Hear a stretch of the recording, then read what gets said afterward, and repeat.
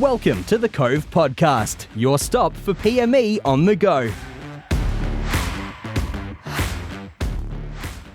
Welcome to the Cove Podcast. I'm your host, John Hardgrave, and in today's conversation, we're going to discuss the recent released Essentials of Land Warfare Volume 1, The Soldier. It's a short publication, but it is not a soft one. It speaks plainly about fear, fatigue, hardship, killing, moral restraint, mateship, character, competence, and identity, and what it means to remain a soldier for life. I'm joined by the Deputy Chief of Army, Major General Chris Smith, to discuss why the Army felt it needed to be written now and what it is intended to do and what it tells us about the profession of arms. At its heart, this is a conversation about how Army prepares ordinary Australians to carry the extraordinary moral, physical and psychological burden of soldiering before, during and after war. Sir, welcome back to the podcast again. Seems like we were just here, mate. I know, it's amazing, isn't it? We're talking about the new publication and of the intros sort of introduced it well, but I guess the question that people want to ask is, why now? I think now comes on the back of the Chief's reflection on the state of the profession. And we've spent, now about 18 months, and he asked the hard question, what state is the profession in? And part of that reflection is professions are defined by a few features, one of which is a sense of its jurisdiction. Professions serve a singular, unique social purpose that other organisations don't do. Yep. And it was a reminder, what does the Army do? And I think if we were frank with ourselves, we'd drifted. If we were 12 months ago or 18 months ago asked a soldier what we're for, some might say, dealing with pandemics, yep. Disaster relief, dealing with insurgencies, peacekeeping, so on, and all of those answers in many ways would have been wrong. And there was a hard question in that when he asked it was, what really do we do? What is the thing that nobody else can do? Well, armies are for war. And wars are a function of battles, and battles are won and lost as a function of killing and a function of violence. And armies are about violence. And that's a hard thing to say, and particularly maybe up front on a podcast that might be seen by outside the army.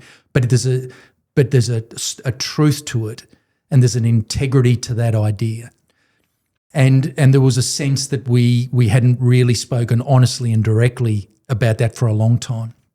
And in fact, I was talking to a group of psychologists this morning, and in fact the Royal Commission into Defence and Veteran Suicide, one of the things they observed was that potentially we were inducing the conditions for harm to individuals by not being honest with them about what it is that they're going to do.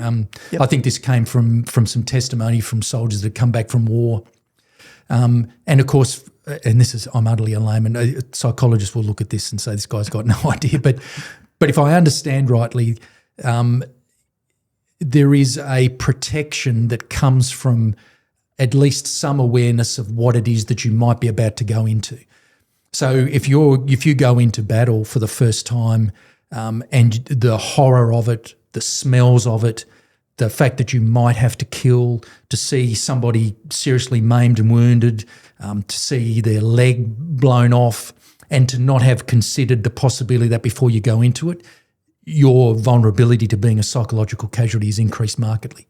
So there was a sense of, well, if the organisation isn't honest with itself about what it's for and what it might end up doing, then it won't have inside it the mechanisms that would help prepare itself for those circumstances and induces the potential for harm, let alone to what extent, if it's unprepared, is it actually able to achieve the mission of defending the nation, because it will be fragile in the circumstances supposed to. So look, that's not the total, that's one aspect, but it was It was, I think, a sense of reflecting on the state of the profession that asked the question, how honest are we about it? And therefore that induces some questions then that led to a document that sort of explains that, not just to ourselves but to others. Is there also a change in the strategic environment that's made this publication sort of more necessary now? Yeah. Yes. And I think that that is somewhat self-evident. Yep. That the production of the National Defence Strategy, the statements, public statements from the government, let alone senior members of the ADF, about the idea that warning time's gone. There is a seriousness to our moment in history, that this certainly is a response to a recognition of the serious and what it might mean for the Army. Because it's certainly open source and it's no secret. They're talking, conflict could be in our future with a peer or near peer adversary. Yeah. The reality is that will mean there's casualties. Yeah. That will mean there is kinetic action. Yeah. People will be killing each other. Yeah. Was there a risk that the soldiers and the public, I guess, were losing sight of the core purpose of the Army then? Yes. Yeah. And I also note, was it a deliberate strategy to release, this document is available free to anyone to download, or you can buy it for $52 from Amazon, apparently. But it's on the government website and it's publicly accessible. That's a deliberate strategy? No, it's intended specifically for us and the Army, but equally it's not sensitive. It doesn't contain secrets or whatever. The public and in fact, I think we say while it's not intended, I think we say it serves a purpose for those who might be interested to understand why armies and the Army does certain things that might, from a layman, look unusual or might even look archaic, but serve a very particular function from the hard lessons learned from war from a long period of time. The reason, and sort of I began straight away with talking about killing and violence as being centre. I think that's important because if you don't acknowledge it, you can, through euphemisms or wishful thinking, hope to wish away by technology or a hope that that happens to other armies. We won't have to do that. We're smarter than that, or this is what the chief refers to as interwar thinking. I've mentioned it in other forums. This idea that armies in peace talk manoeuvre, armies at war talk firepower. That's an aphorism that reminds everybody that, hey, you can wish things away and hope that there's an easy answer to war, but war will remind you that there is none. It's like, another sort of analogy is you go into a tackle half-hearted. For somebody who plays footy or rugby, you get hurt. You can't, and there's a certain feature of war. This is a sense of trying, one small element to sort of remind us of that fact. And it's a hard fact. And to some extent, it works against the spirit of the age. And it's not just this spirit of age. There are certain periods of time when there's a sense that, hey, look, war, it doesn't affect us, but you don't necessarily have a say in that. And part of the question about what is the feature of an army, well, an army exists to fight wars. You hope that they won't come. You hope that, in fact, by your preparation and your enemy's sense of your martial prowess or your weapon systems, your capacity, that you will deter it because they don't want to take you on. But but you can't guarantee it won't happen, and you can't deter unless you act as if you are likely to have to do it, and you train yourself and prepare yourself. It's like, I think, Legacy's motto, which is the price of peace is eternal vigilance, is this particular idea, and therefore. Sort of restoring a hard integrity back to ourselves is what we owe the nation. Yep. The nation expects that the Army does whatever it is that it needs to do, and that it is ready to defend the nation when that's required. So to some extent, this serves as a reminder that these hard realities are what the nation depends on us for, and we can't transfer that burden to somebody else.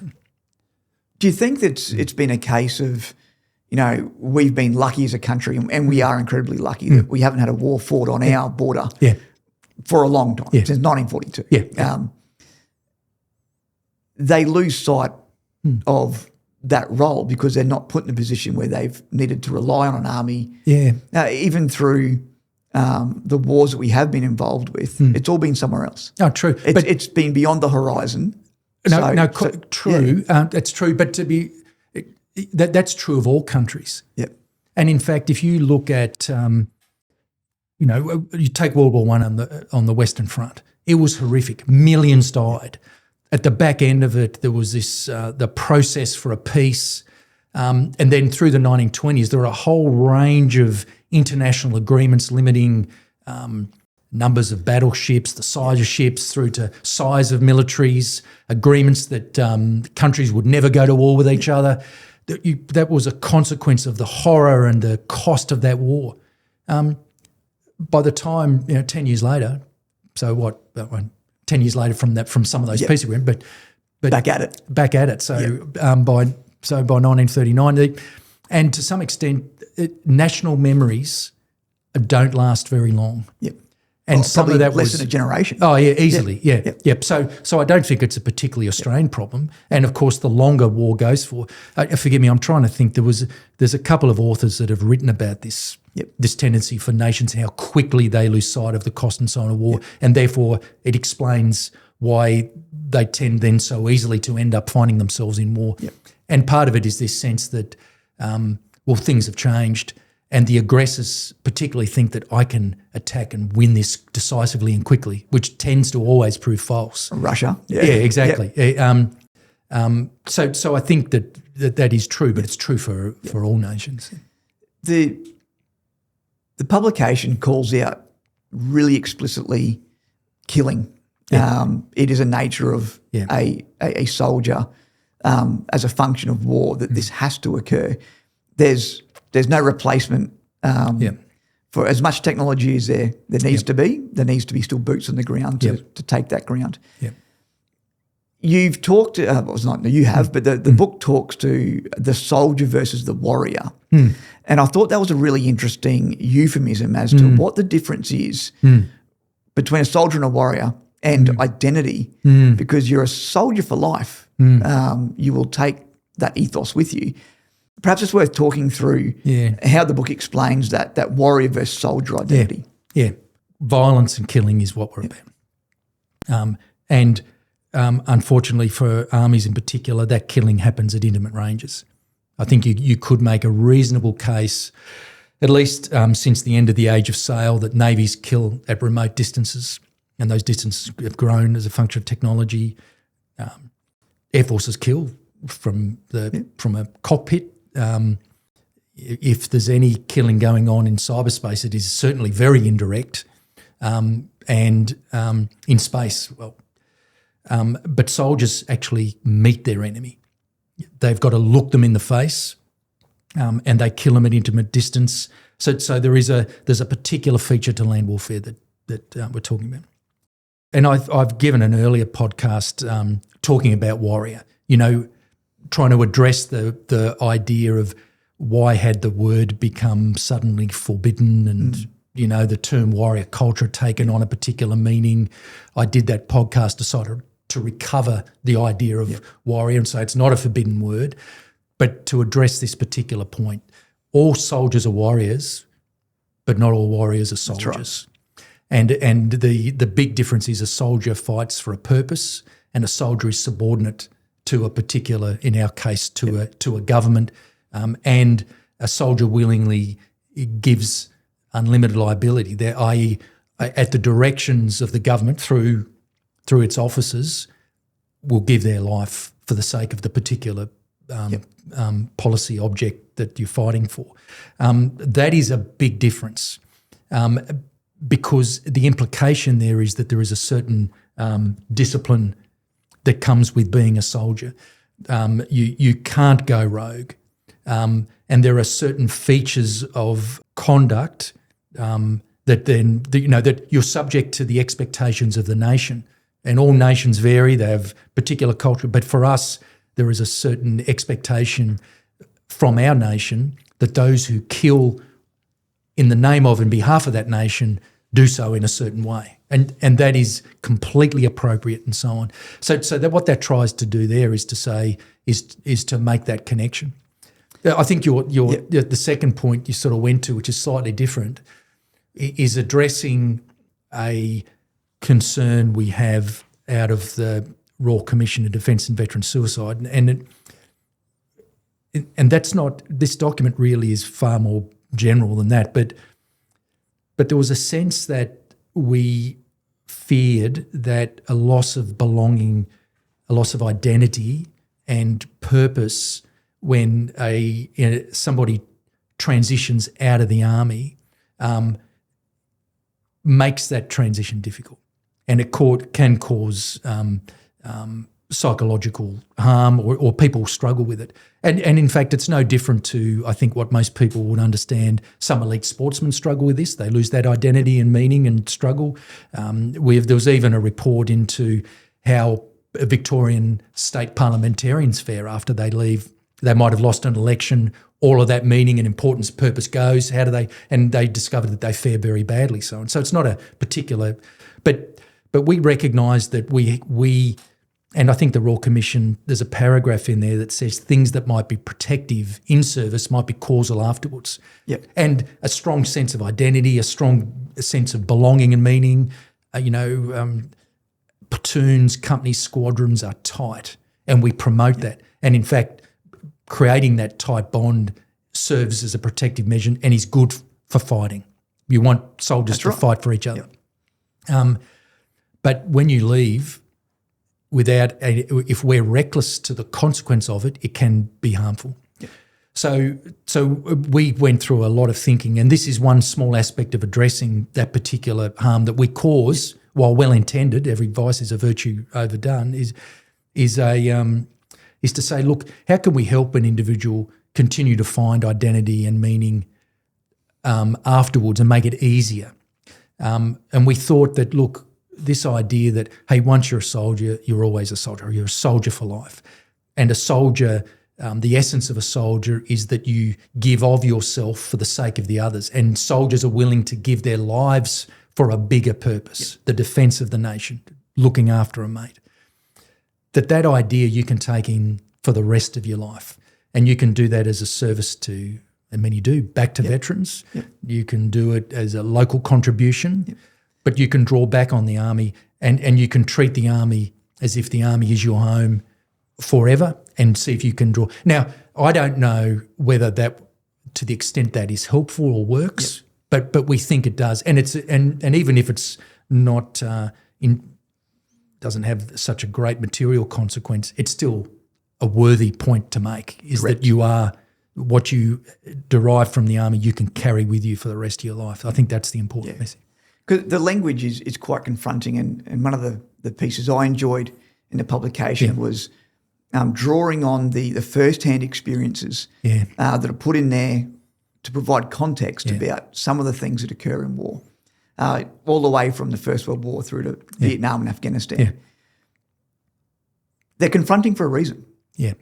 Do you think that we've, as a society, maybe it's a societal issue, we've tended to shy away from things that are so confronting, and it becomes a taboo subject to talk about death and killing, but the reality is what we do is what we do, and whether the public like it or not, it's a fact of soldiers and a fact of soldiering. Yeah, look, on that I don't know. I think that mums and dads and somebody who might not even have a family connection will go, what do armies do? Oh, armies go and fight wars. And they will intuitively know, even from a rudimentary watching of war films, that it's fighting and it's killing. And in fact, we were I was at an event recently for a charity that supports the kids of families of serving soldiers, and there was a group of kids there, and the kids got to ask questions of a representative, an officer from the Army and the Navy and the Air Force. And the very first question from the kids is, do you have to fight? So even a kid intuitively knows what are they. The fascinating thing is that all three answered the question, by actually avoiding what was obvious to a kid. Now I can understand that. That's not a criticism, but it goes to the point. Yeah. But I wonder. My point here is, mate, I wonder whether people actually know what armies do. Yeah. We're the ones who sort of have this sense of second guessing. Yeah. And we should at least talk frankly to ourselves, and maybe we weren't as we can. But the question of whether we have some obligation to society to keep reminding them, I don't think so. To the extent that that's a public conversation is not for us to determine. Yep. But certainly I don't think we certainly shouldn't be dishonest with ourselves. And when the moment of exchange comes, we just be frank about what we do. That'd be my nuanced response to that. There's two things I'll take out of that, and I think, but they'll go down two different rabbit holes. So bear with me. No, go for it. The conversation where a child asked, "Do you fight?" and then the answer was avoided. The publication is really explicit in saying that seek and hold ground, kill or capture. Yeah. Very clear. Sounds a lot like the role of the infantry. It's that reminder, I guess, that soldiering is fighting, no matter what corps or job you're doing. And there's examples in the publication, and I forget which battle it was, where the pay clerk, off he went with his company and took a couple of pillboxes and bayoneted a couple of people. Absolutely. And they said, pay clerk did amazing. Yeah. Couldn't ask for a better soldier in that fray. Yeah. It's just a reminder that it's not just the infantry that fight. We all have to fight. All have to fight. There's a couple of elements there. One is that wars are won on the land as a function of battles, won or lost. Battles are a function of violence. You have to kill. And in fact, it's not just killing, and I think I've said this in a previous speech, but killing is not a hazard that you might have to do when you go to war. Killing is actually your object.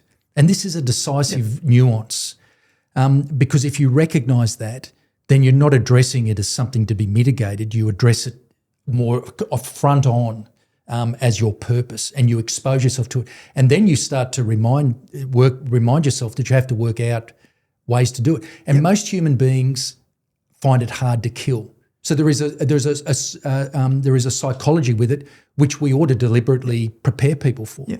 I know from in Iraq, our first two contacts, we were reluctant to shoot back. There was a reluctance, and part of it was, can I or should I? Yeah. This is the normal response to soldiers going to war. It's a very dangerous one because your enemy's initiating the contact and you're fighting second. You know these are serious matters. It's not a workplace hazard to be avoided. It's your purpose, and in fact, you ought to seek out every opportunity to kill your enemy and so on. That idea is true. I think some people would rail against that. What, you're encouraging to kill the enemy as often as you can? Absolutely. And it goes to that idea that there's a logic to war, that violence introduces the change. Like Clausewitz says, the errors in war made by kindness are the worst kind. And we could talk about thousands of examples. The road to hell's paved with good intentions, that you go into a tackle half-hearted, you come out second best. We need to tell ourselves that, even though it might be hard and sort of those that don't understand the logic of violence will rail against. Yep. But that's not an encouragement to war crimes. That's an entirely different thing. And I think sometimes we'll conflate those two things. Yep.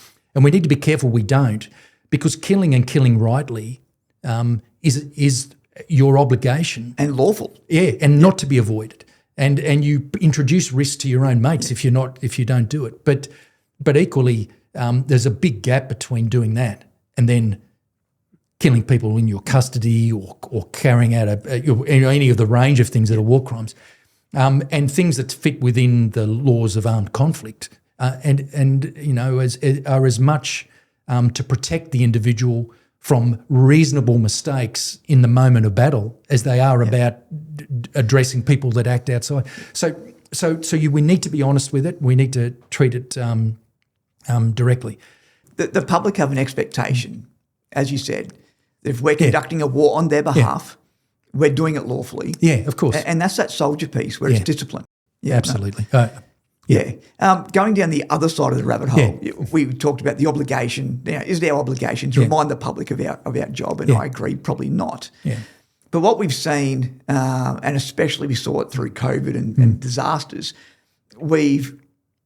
I guess the Australians have probably seen the Army through a lens of disaster relief and domestic support, humanitarian assistance, regional gap, peacekeeping, all that kind of stuff. Yeah. Those tasks do matter deeply to the Australian public. Of course they do. Yep. I think it's interesting that this publication doesn't really touch on that at all. It's for someone who's reading it, who's in the public, and you can go read it. Yep. It's not a focus of what we do, and that's deliberately been left out for that reason, I would presume. It is, mate, and it goes back to where we started on a reflection of what is the Army's purpose. Because by its design and by the numbers of people it has, and it has a system of command and a sense of authority, and it's a discipline force that works. The armies provide an enormous source of unskilled labour, and in some cases skilled labour. People, we've got plenty of soldiers who can operate chainsaws, drive heavy vehicles, drive boats, and so on. And so that's all valuable, but it's valuable as a byproduct of the army's purpose to go and fight and win wars. It ain't its purpose. And that is really important because if you start to treat the army and by the way, this is also a really strong part of you, you start to walk away from that harder sense of integrity from which a simplicity starts to flow about what it is you are, what kind of organisation you need to have, how do you prepare people mentally and physically for the difficult conditions of the battlefield. I mean, so much of that first part of the soldier, because it begins by saying, here's the battlefield. Yep. And here's the timeless circumstances. And it talks, of course, we spent a bit of time talking about killing, but it talks about the risk of dying, the fear, the fatigue, living in austere and difficult circumstances, the effects of weather and terrain, that sometimes that as much as you might want to get relief, life-threatening circumstances means you just don't get it. I mean, the great stories of war are those where, these things, this is as true on battlefields today as it ever has been. And that that setting the scene up front provides the foundation on which everything else is built on the back end of the document and for an army. Yeah. We serve at the behest of the government and the people. And it's something that I think the listeners are, and I talk to a lot of people, is always like, how do we detach ourselves from that role and make a clear distinction that we are about killing, not necessarily about clearing out people's houses after a flood.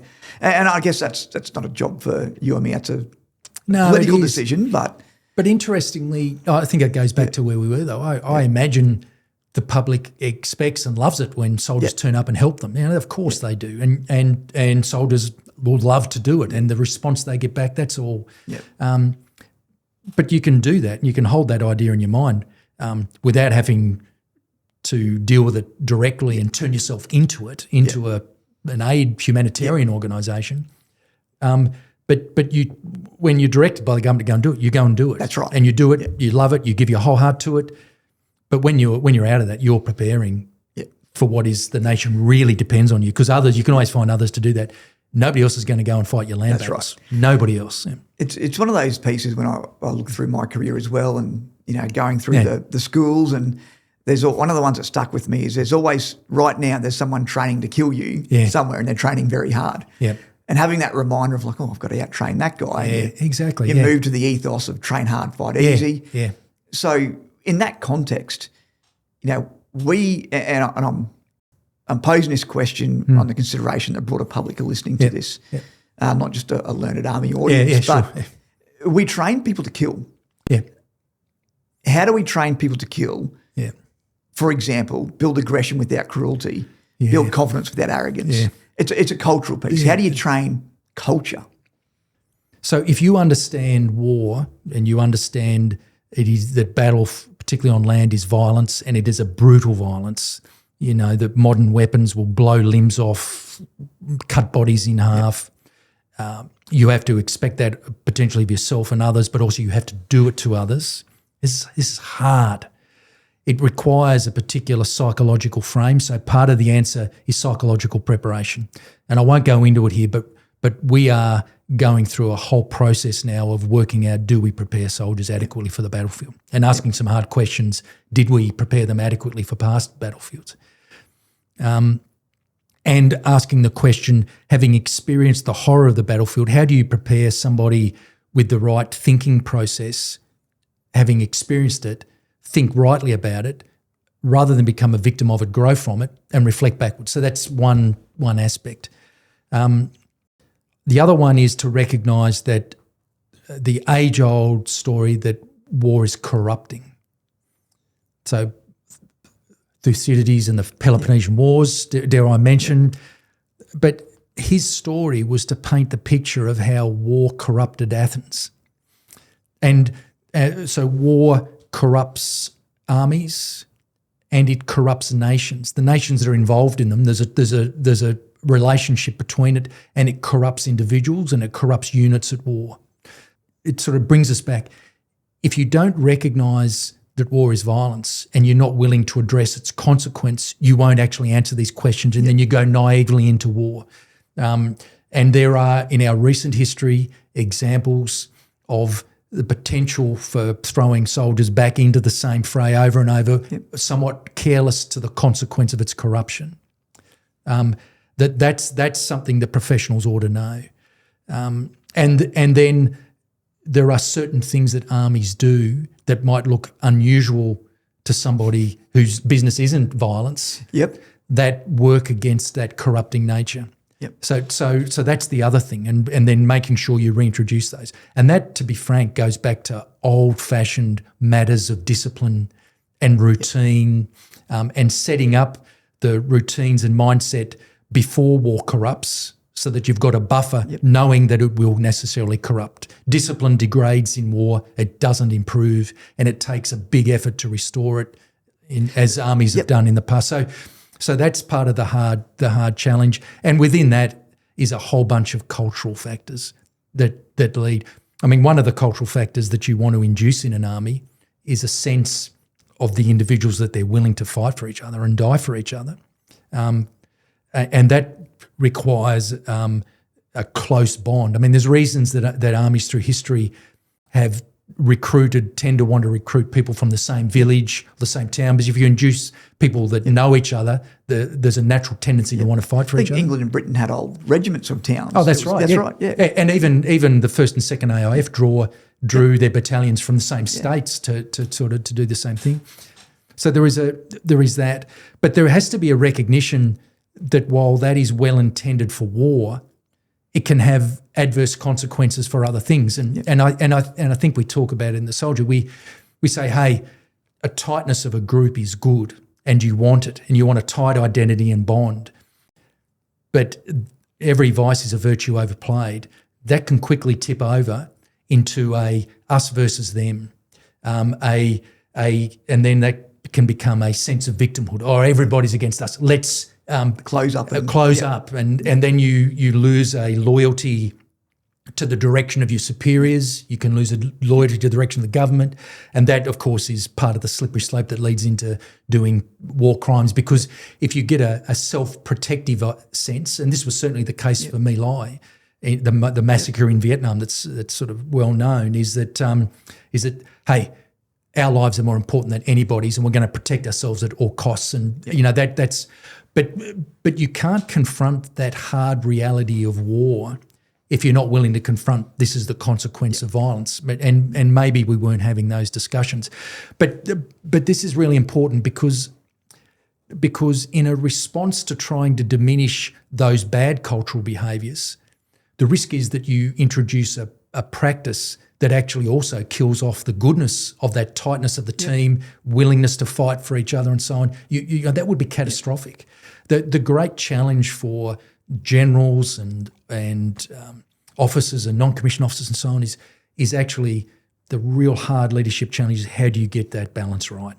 And the soldier, and to some extent, is a small step to try to address the balance, not going too far one way or the other. And that's the great art of the military leadership. And that's a whole other podcast. It is. Right. we talk about training and we've talked about preparing our soldiers. You know, shared suffering is a great way to build teams in my experience. Yeah. But it leads into, we talk about austerity, like you're going to be cold, you're going to be wet, you're going to be hungry. You know, we need to prepare, I guess, and understand those soldiers, recruits, people who are coming into defence that these are the norms. Yeah. This is the expectation. Yes, there's killing. Yeah. But you're going to be uncomfortable. Yeah. And you're going to be awake for a long time. You have fatigue. Do we train that enough? Or is that something that, you know, everyone in the battalion is going to hate me saying, hey, we need to go bush for 3 months and live in the pit, you know, but it's those experiences that I think you draw on when it comes to the battle. Yeah. Because you only, what's that saying? You fall back to your level of training, not the occasion. Yeah, no, that's right. I can't answer that for the whole army. I imagine, like everything, there's a range. There are probably some units that are absolutely putting them through the rigour and exposing themselves to hardship, and we know that shared hardship bonds groups more than anything. You used hardship, I said suffering. It's interesting. That's right. Yeah. And you look, these are really big open questions. I mean, we are going through a process now of recognising that your first exposure to fear or anxiety of pressure in a difficult moment, or the challenge of dealing with extreme deprivation and austerity, that your first experience of that shouldn't be when you go to war. Correct. Yeah. And even so there's a sense that there is the right thing to do is to expose troops to it, so they will fare better in that moment, and if there's a psychological reason for it, if not just a physical reason. But of course, when you're doing that in peacetime, it has to be done with mitigators and controls in place, because you can't make it extreme. It can become very counterproductive. And so we take it very seriously. But you can't not do it.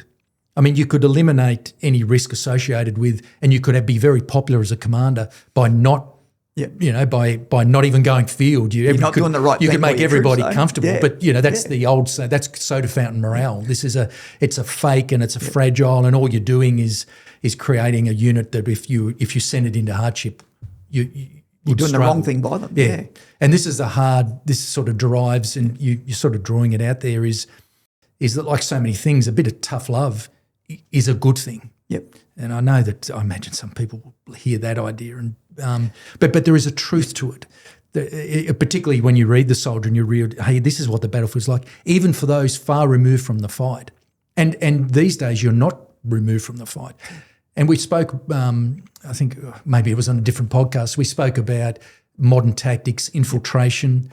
If you're in particular in the jungle, the capacity for your enemy to infiltrate large numbers of troops undetected through jungle canopies where drones can't see and come around to the rear, this is exactly what the Japanese did particularly in Malaya, particularly in Borneo against Slim's 14th Army, can have a decisive consequence. You don't even need to send drones, and troops can attack you in your rear at great depth. But these days, drones can attack in depth. If you're lazy, if you don't dig in and you don't dig decent protections from explosions, you're lazy with your camouflage and concealment, you're careless to leave your weapon out of arm's reach, you don't have pickets looking for drones, and you don't have the systems ready to go, people will die, and they die unnecessarily. So this sort of brings together the idea of vigilance and discipline, doing it when you're really tired and you're wet and you're in the mud in the jungle. You'd rather be doing something else in the middle of the dark. But we know that as soon as you drop that sort of sense of discipline, people die, and they die unnecessarily. So and you want to create a bond such that the discipline flows from a sense of, I don't want to let down my mates, and I know if I'm lazy here, somebody dies or everybody does. That sense of the hard consequence of violence is the thing that reminds us back. It sort of brings us back to where we started again and why it's important. One of the other pieces I thought was really interesting when I was reading through the publication, it talks about the phrase, get your wounds tended quickly. Is the Army making a considered effort to, I guess, reinforce that help seeking is a soldier's duty? Yeah, it does. There was a dilemma for our junior leaders that we weren't helping them with, because they had to hold two ideas in their mind. the public message and the message from the Royal Commission and so on, which is absolutely correct, which is you want soldiers to seek help. Yep. And we're talking about seeking help not from physical injuries, although that's certainly true, but from being mentally unwell. Yeah, exactly. And that is fundamental. And yet the second message was, though, that everybody knows that, hey, in battle, there's no safe space to go back to. And in fact, your mates depend on you just to hang in there. You can't, when the going gets difficult, say, well, this is too much for me. You don't mind if I just shoot out the back here. Yeah. But the two things seem to compete. Yeah. And we, as senior leaders like me, hadn't resolved that challenge, and we ought to. So what it does is try to say, hey, in some circumstances, there ain't no safe space. You don't have an opportunity to seek help, and your mates are depending on you for their help. You need to be reliable. Courage matters. Character and competence. They want to know that when they're in trouble, they can rely on you. It goes to, I think we use an example. I want to know that if I've had my leg blown off, that those left and right of me are going to expose themselves, drag me back to safety, and that they know what it is to stop the bleeding and so on. This is the hard reality. But then you're not always in contact, and it is normal, partly as a function of relieving the corrupting effect. You bring troops out of battle, even if it's only mildly rearward for relief. It's like the myth that troops in World War I were always in trenches. They spent far more time out of trenches. Correct. You would rotate in and out, and you'd train when you weren't in trenches. So you would come out for relief. The point is, when you come out for relief, you have an obligation. And your obligation is to get your kit and yourself ready to go back into the fight, because the nation needs us to win the war. You're central to the war effort. We need to win the next battle, and your mates need you in the team, because being short of one man or woman in the team, it makes the team more vulnerable. So this is all about putting others and mission ahead of self. And oddly, there's a protection about that and for the individual. But it's saying, hey, if you are struggling mentally, you have an obligation to get that thing fixed as quickly as you can. And you ought to seek it, and you're encouraged to. So you get back in the fight. So we can get you back in the fight. And I think I was talking to the Psych Corps this morning. We're talking about the Psych Corps originated from that sense of, in the First World War, that we needed to keep soldiers in the fight, that the best way to recover them was to treat them as far forward as possible, i.e. if you've fallen off the horse, the best thing to do is to get back on. And this is actually about helping individuals, because we know, for example, I think we use an example, a soldier that's frozen in fear in the fight, if you yell at them, this is about acute stress response. If you yell at them, it won't fix it. If you sort of try and talk to them softly and say, oh, how are you feeling? That won't get them recover them. But you know that if you get their attention and you can get them to do small tasks and they get their brain active and solving problems again, and I think we talk about it can be filling magazines, fixing a piece of kit, even making a brew in the fight, that the small tasks they'll recover and they'll go on to be very good soldiers for the rest of the fight, and it'll be good for them for the rest of their lives. If they don't recover, it damages, they will never return to the fight as a good soldier, and it probably damages them for life. So this again is an odd, what seems counterproductive, like, if they're fearful in that moment, quickly bring them back to safety. That that is not best practice. So and part of this here is to say, hey, if you're struggling, we'll give you help forward. But the object here, what is good for you but good for the mission, is that we restore you, get you back into the fight. And I know, again, that's going to, for some quarters, that would sound somewhere contrary to the spirit of the age. But it's a proven practice from many battlefields through the present and the past, and in fact it's being reinforced by Ukrainian psychologists that are coming back here and passing on in forums in the United States and in Europe, reminding us of these facts. Well, if it's evidence-based, you can't argue with it. No, you can't. Despite the age. Precisely. No. So this publication is very strong in its language, and you could argue that there's a culture war at play within Australia at the moment. This publication, doesn't really play into that narrative, but explicitly calls out what our role is. How do you think that's going to be perceived then in our current culture? I suspect, and I think the way I've sort of responded to some of these questions, I can imagine, probably imagining how some people might respond, because I think in the back of my mind, unwittingly, I'm imagining there are certain, depending on where you stand, some of these ideas will be challenging. I think, and there's an example in there I think that answers this directly. The Army is apolitical, and that is fundamental and foundational, utterly responsible to the government of the day, and ought not and will not challenge policy and so on. That is sort of a factor of the importance of the civil-military relationship. So on this matter, though, I think there's and the example would be in there where we talk about identity, and I think we give an example of a corporal Vietnam veteran, Indigenous Australian, and they talk about the fact that, hey, look, when you're in the Army, your first identity is this, and he calls it the green skin. Yep. And he said it bonds us all together. Yep.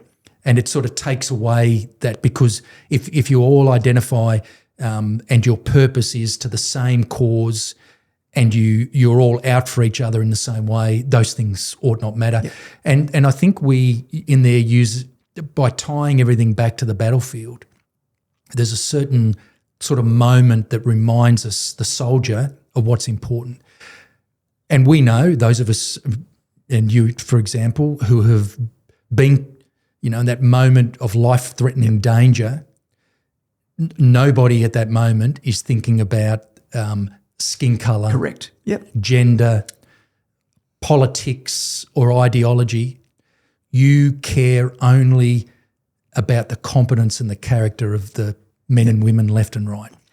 And you worry about their competence, because I think I gave the example before. If you've had your leg blown off, you want to know that your mates know how to keep you alive.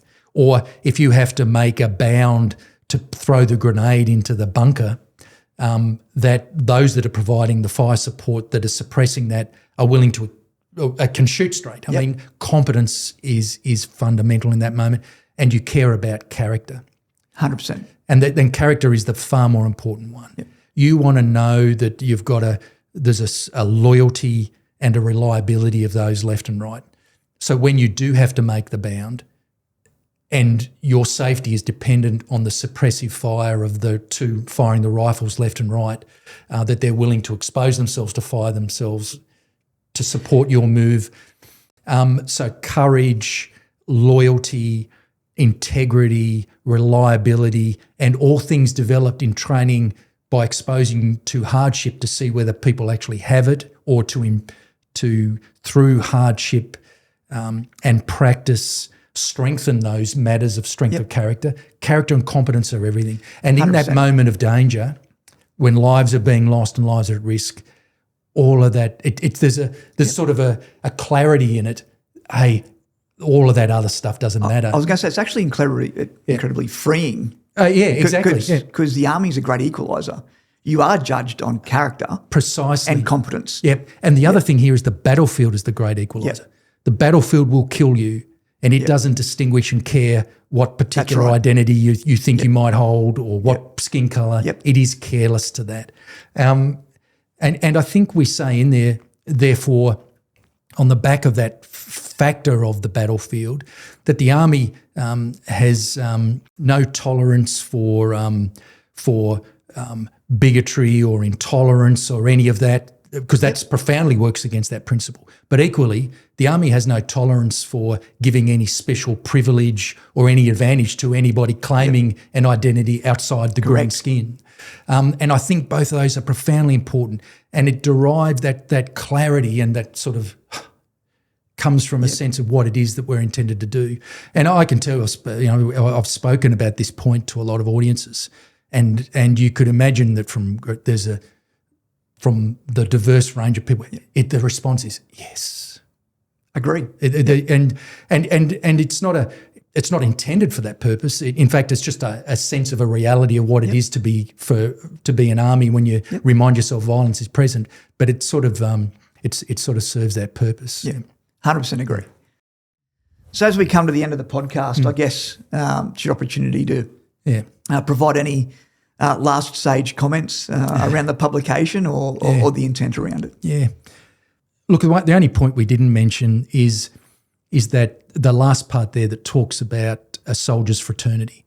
And it sort of makes the obvious one is that your fraternity is those in your section, your platoon, your company, your mates, and the tightness of the fraternity matters and so on.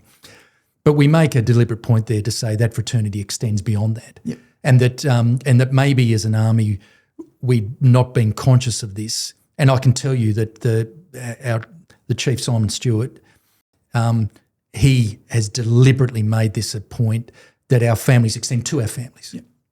And that being conscious of that is important. And this is hard because we've just spent this time sort of reflecting continuously back on the violent nature of what we do and violence and so on. And soldiers have families that extend beyond that. There's consequences for that. Families we know are profoundly important in balancing individuals. We know that there's a psychological protective mechanism for the closeness of individuals or families. I just wanted to make sure that there was a capture there that is also recognised. Yep. This idea of a soldier for life, the fact that the Army by its nature is a greedy organisation, it has consequences and profound for families. I just want to make sure that there's a recognition in that. And a sense that I think we say in there, and I think we haven't been honest with this, is that the profoundly important function of the job demands a lot of soldiers and therefore of families. We move families around, the sacrifices, kids. Like my daughter and my wife have had to move with me. We've moved to other countries. She's had to change schools. This is difficult. But I think sometimes we've sort of haven't been honest that, hey, this is an innate also part of it. And families don't ask to join the Army. And this is a hard thing. And we can't compensate entirely for the sacrifice they make. We can just say, thank you. Yep. We know it's hard. There are things that we can do that go some way to compensating that, and of course there's a range of things. But in there, there's a sense of how important families are. There's a recognition that there's only so much we can do, and hopefully that again, this is a try to address the reality of its importance, its difficulty, but its nature that only can be compensated to a point. It's a difficult thing, and I feel like now in saying it, I'm not doing it credit, but I just wanted to at least bring that acknowledgement in. It's not without that sense of connection. Yeah. I think that's a good place to end the podcast on reflection of the sacrifices that our families do make. Thank you for your honesty and your candour in this one.